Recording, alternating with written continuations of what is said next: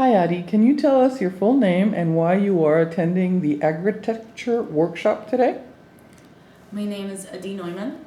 I work with Infarm in Berlin and Microgardens LLC in the States, and I'm here, first of all, to learn from other like-minded people. We're all interested in, growing food where we are. People are moving more and more to cities. I want to be responsible for the food I consume.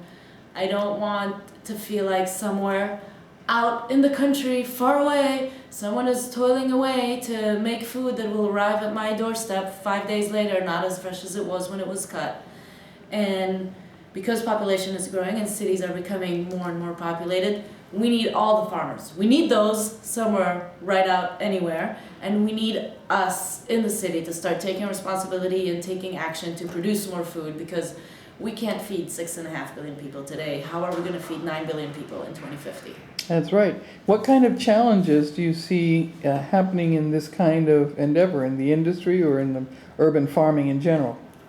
Well, in the endeavor that we've taken today, the biggest challenge that we've had, the same as I've been having also with my own company, is energy.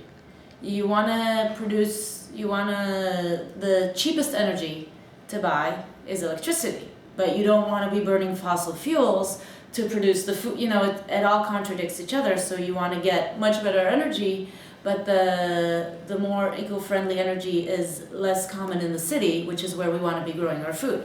So you're constantly fighting to fill all those gaps.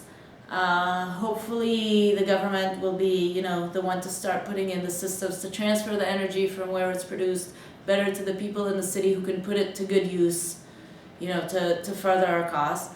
And then after energy comes the financial side of sustainability.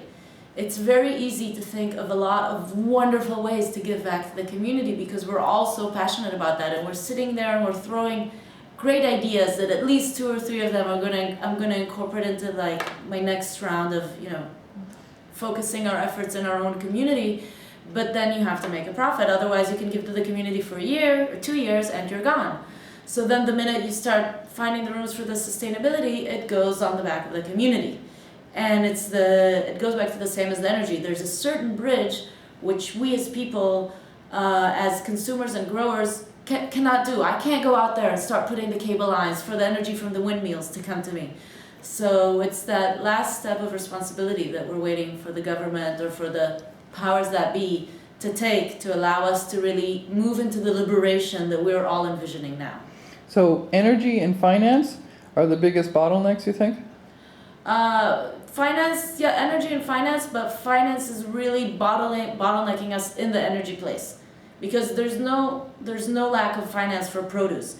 I can make organic produce that will still cost less than the organic stuff in the supermarket and be tastier, because it's going to be fresher and going to be completely equal in the nutritious value.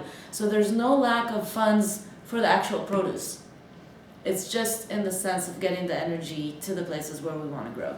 Great. Thank you so much.